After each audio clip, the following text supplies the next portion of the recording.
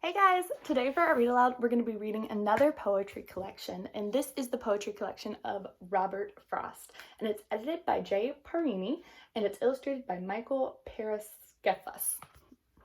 So just like the Emily Dickinson poetry collection Read Aloud, there are a ton of poems in here.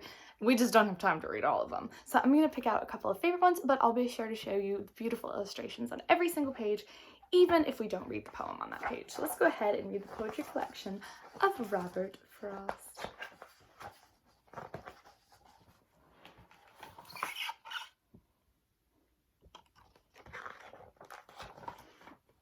Into my own. One of my wishes is that those dark trees, so old and firm they scarcely show the breeze, were not as 'twere the merest mask of gloom, but stretched away unto the edge of doom. I should not be withheld, but that some day into their vastness I should steal away, fearless of ever finding open land, or highway where the slow wheel pours the sand. I do not see why I should e'er turn back, or there should be set forth upon my track, to overtake me who should miss me here, as long to know if I still held them dear. They would not find me changed from him the new, only more of what I thought was true. And you can notice that rhyming pattern. So we see that tree, breeze, gloom, doom, day, away, those words rhyme.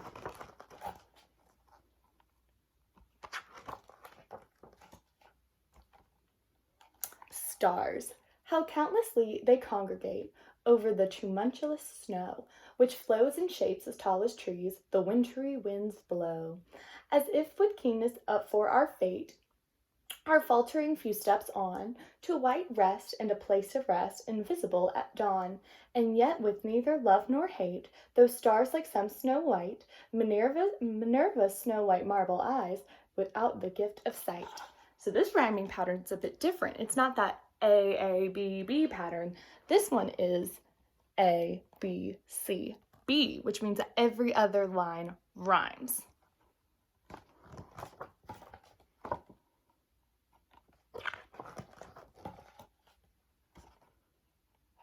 Flower gathering. I left you in the morning, and in the morning glow you walked beside me to make me sad to go. You know me in the gloaming, gaunt and dusty gray with roaming. Are you dumb because you know me not, or dumb because you know? All for me, and not a question for the faded flowers gay. They could take you from beside me, or beside you, for the ages of a day. They are yours, and be the measure of their worth for you to treasure, the measure of a little while that I've been long away.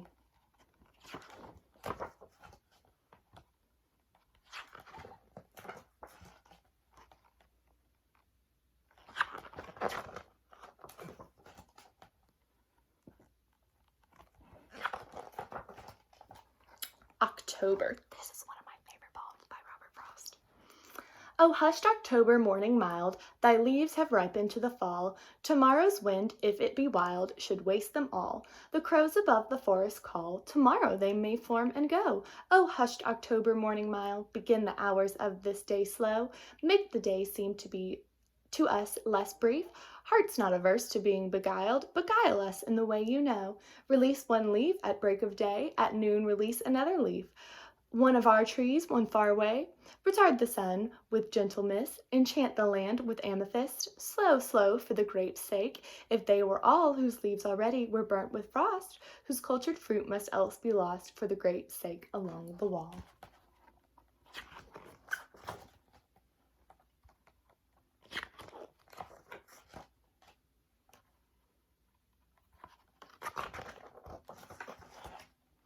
Seems like to me he writes a lot about nature, about things you can see outside. For example, that's about apple picking. This one's about wood piles. The Road Not Taken. This is another one of my favorite poems by Robert Frost, and it's super, super famous. Let's see if you can recognize it. Two roads diverged in a yellow wood, and sorry I could not travel both. And be one traveler long I stood, and looked down one as far as I could, to where it bent to the undergrowth. Then took the other as just as fair, and having perhaps the better claim, because it was grassy and wanted wear, though as for the passing there, had worn them really about the same. And both that morning equally lay, in leaves no step had trodden black. Oh, I kept the first for another day. Yet knowing how way leans on to way, I doubted if I should ever come back. I shall be telling this with a sigh, somewhere ages and ages hence. 2 roads diverge in the wood, and I took the one less traveled by, and that has made all the difference.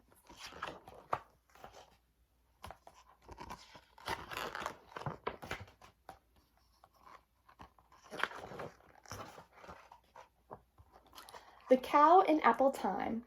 Something inspires the only cow of late to make no more of a wall than an open gate. Ooh, I'm noticing that A-A-B-B rhyming pattern again.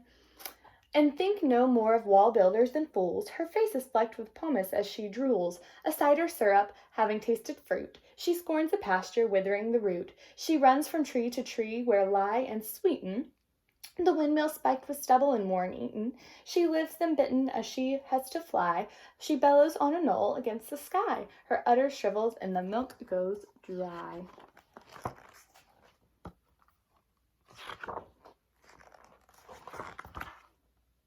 Snow dust. The way a crow shook down on me the dust of snow from a hemlock tree has given my heart a change of mood and saved some part from the day I rued. And on the back, it's got a little snippet from one of his poems. I'll read that for us too. I'm going out to clean the pasture spring. I'll only stop to rake the leaves away and wait to watch the clear I may. I shan't be long. You come too. So it's almost like he's inviting us to read his poetry. I hope you guys enjoyed reading the poetry collection of Robert Frost as much as I enjoyed showing it to you, and you enjoyed the beautiful illustrations as well. I'll see you guys in our next read aloud. Bye.